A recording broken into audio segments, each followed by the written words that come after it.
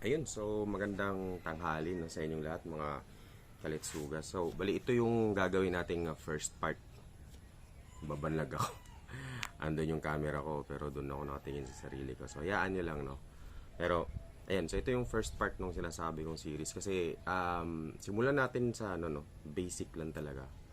Ngayon, disclaimer lang no, again hindi ako expert no. Tapos kung expert at consultancy ang kailangan nyo ay marami po dyan no, marami po dyan no, at ito lang ay based sa aking experience at sa mga nakikita kong mas I think mas effective or efficient no. Ang goal kasi natin is dapat efficient yung ating system no, especially if you're aiming for ano, tawag nito medyo malaking project. Sa amin is 2,000 lang naman to, maliit lang no, but if you are aiming for to expand, then yung mga next project natin is dapat hindi ganun kahirap i-operate no. And kaya yung iba nag-i-invest sa mga automation no, like mga doser, yung mga automatic na nagdo-dose kasi that will actually cut labor cost no. However, hindi naman lahat tayo may budget para sa ganong system no, but it can be invested, and if you have the money to invest, then go for it. And before I actually continue no sa mga topics natin no, this is actually just an introduction doon sa series natin.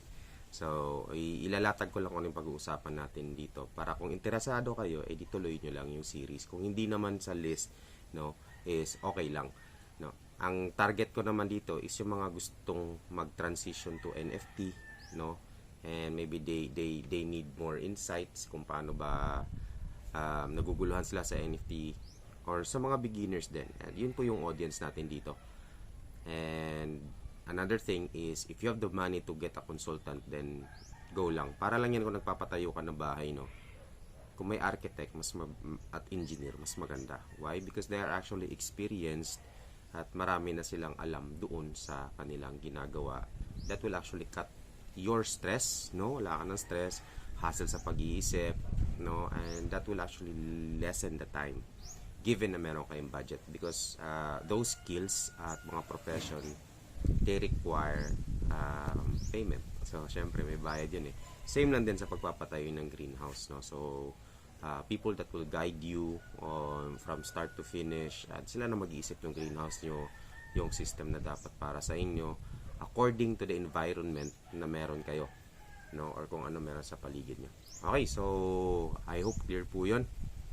And so ito, meron akong sinulat no, para makita natin yung ano, yung init. Grabe, medyo nag-start na yung summer talaga. So sana handa na tayo lahat sa ano no, sa summer. Okay, so ito papakita ko sa inyo no. Naka-mirror ata siya sa akin, pero sana nababasa niyo no. Check ko lang mamaya. So una is ano nabasa niyo. So, tatalakayin muna natin kung ano ba si NFT. So, alam ko namang marami na kayo na research no, sa YouTube at any sources. Marami naman nag-i-explain kung ano si NFT. But, to put it simply, si NFT is just a system ng hydroponics that actually provides, flowing water, continuous flowing water sa ating mga tanim. No? And, ayun lang yun. No? And, it has better oxygen than the other kasi nga, flowing water siya. No, and next topic natin na pag-usapan is ano yung mga materials na kailangan nyo sa NFT. Now, itong discussion na to no, or series will be limited sa paggamit ng Duracon, meaning yung square tube no, or rectangular tube ba na Atlanta. But this is also applicable sa round pipes. No, ang main difference lang is you need to adjust sa round pipes kasi bilog siya. You cannot get that flat surface kasi pag naglalapag eh. So, meron kang space sa ilalim na parang hindi nagtatouch yung inyong cup, no? And then, so, yung pag-uusapan natin yan, ano ba yung mga materyales, no? Pipe, ito yung mga materials, yan. Mostly, so, downspout, yung elbow, yung coupling, no? And etc. Isa-isay natin yan. But, yung mga nilagay ko dyan, mga sample lang yan ng mga materials na kailangan nyo. So, meron din tayo dito, hindi ko mabasa kasi naka-mirror, no? Kung gusto nyo ng microtube version or style. Okay lang yan, but meron pong pros and cons yan. And yun, i-differentiate din natin yan, itong dalawa. Yung microtube, using microtube versus direct flow, no? So, next is meron tayong media or medium, no? Or actually ito is isang dapat i-consider nyo before kayo mag-start ng NFT. Before even thinking na mag-NFT kayo, no? So, kailangan yung malaman to. Ano ba ang gusto nyong medium? No? Gusto nyo ba gumamit ng horticultural foam, no? Sponge, mga ganito, no? Or gusto nyo ba rock wool? Ganito, no? Or gusto nyo ba yung bunot, coco peat? Wala ako pero I think may makuha ako. Mga ganyan. So, pipili kayo dyan. Kasi depende kung ano yung media na gagamitin nyo. I think dapat i-tailor fit nyo yung NFT system nyo. And we will discuss this as well, no? Kasi you need to consider the whole size, the depth, no? And when you say full NFT, meron kasing media na mas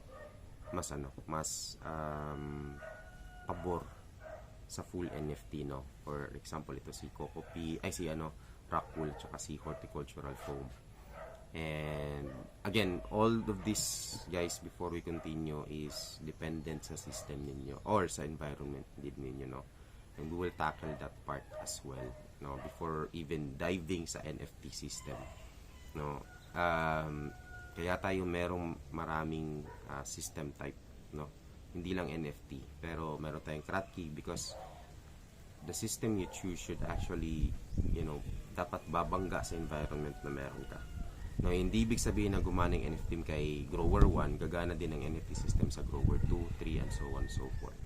No, iba-iba kasi yung environment at saka yung kung nasan tayo. Parehas man tayong nasa Pilipinas, tropical, pero yung mismong environment kung nasan tayo ba, like yung airflow ng lugar nyo, ganon, no, kung gaano ba ka-damp yung panahon, kailangan nyo reconsider yan. Okay, the next is reservoir and pump. Ito, reservoir and pump. So kailangan din natin meron tayong calculator dyan, no, but for estimate lang siya, nasa inyo pa rin yun. Okay, then meron tayong number 5 is specification. So ano yung pag-usapan natin? Hole size, CTC, or tinatawag natin center to center distance, CTCD dapat din, no? CTCD, ganun.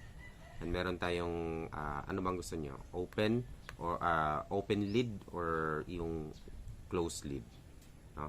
So ayan. So ito yung mga pag-uusapan natin, no, sa series na to. So ito yung introduction lang muna, and if you're interested, pwede lang kayong mag-comment dyan, no? And if marami tayong gustong matutunan kung ano tong mga to, then sisimulan na natin ang episode 1. Maraming salamat, mga Kalitsugas.